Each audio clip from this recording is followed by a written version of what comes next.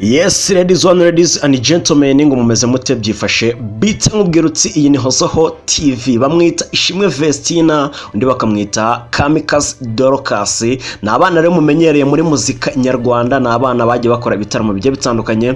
Nyuma y'uko rero bashoje igitaramo ejo bundi ahangaha muri ka free zone, bahise batangaza yuko rero bagiye ko bamurika album yabo yitwa Nahawe Ijambo. Ni album nshya rero bagiye kuba bakora ejo bundi, ubwo hazaba ari tariki 18 Desemba, ubwo ni mu kwa 12 mu bihumbi 2022 2022. Iyo album rero bakaba bazayimurikira muri camp i Kigali Camp i Kigali rero kuri izo tariki 18 ubwo hazaba murika Nahawe Ijambo album, babyise Nahawe Ijambo album launcher 18 December 2022. Iyo album rero batangaje yuko abantu benshi bazaba ari muri icyo gitaramo baje kugira ngo bamurikirwe iyo album yabo, dore yuko ariyo album cyashya cyangwa se ya mbere bazaba bagiye kuba bamurika cyangwa se bashyira hanze. No kuvuga ngo iyo album ya Nahawe Ijambo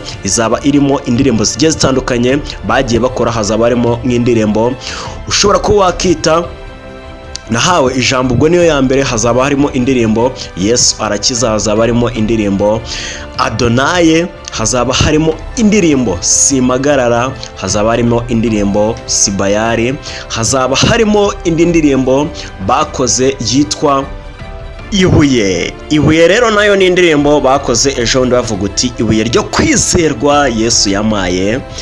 Yes, ladies and gentlemen, rero ubuyobozi bwa MIE Entertainment bwashyize hanze itangazo ejo bundi, aho ryavugaga yuko ngo ubuyobozi bwa MIE bunejejwe no kubatumira mu gitaramo cya Vestina na Dorcas. Hasi bahita bandikaho urwego, baranje bandikaho ngo Nahawe Ijambo album launcher kizaba kuwa 18 mu kwezi kwa 12 mu bihumbi 2022. Bashyiraho akadomo bandika Camp Kigali. Yes, gentlemen, rero munsi yaho barakomeza bati Yesu twizeye yaduhaye ijambo, niwe papa Simagarara kuvuga ineza ye, kuko niwe ibuye ryo kwizera, nzi ko ari Imana kandi Sibayari, ikindi arakiza akanomora ibikomere. Amen.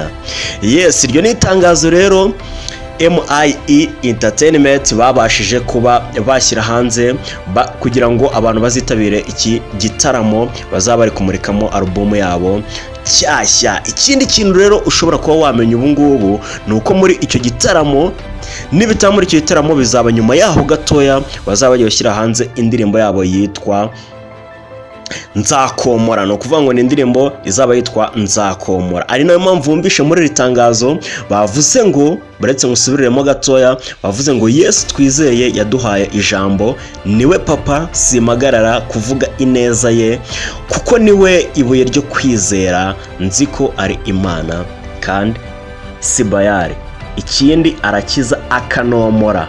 Umva ko kantu akanomora ibikomere. Amen. Niyo mpamvu ndi kubwirutsi indirimbo yitwa Nzakomora vuba ahangaha nayo kabisa, nyuma y'iyi launch, nyuma y'iyi album ishobora kuba izahita ibageraho gatanu ku kandi.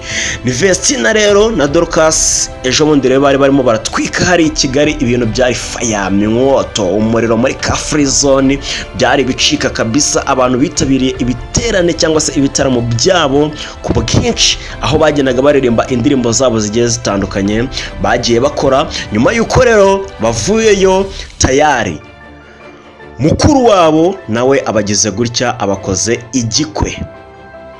Ni koko rero icyo gikwe baragitashye, aho bagendaga rero bagenda bakora akazi uko kuba bamufasha kugenda atanga ibintu bimwe na bimwe, bagenda bamuserva ibintu bimwe na bimwe, bashyigikira mukuru wabo. Ni Hozaho Entertainment rero. Aya ni amakuru mu ncamake nari nkuzaniye gatanu ku kandi, gusa amakuru yo arenze, ari official, ameze neza, afite amavuta yo turayafite ku bwinshi. Icyo usabwa ni ukuguma gukanda subscribe, ugakanda subscribe itavaho ntuzayikureho, tuzabane mu biganiro byinshi. Already I love you so much.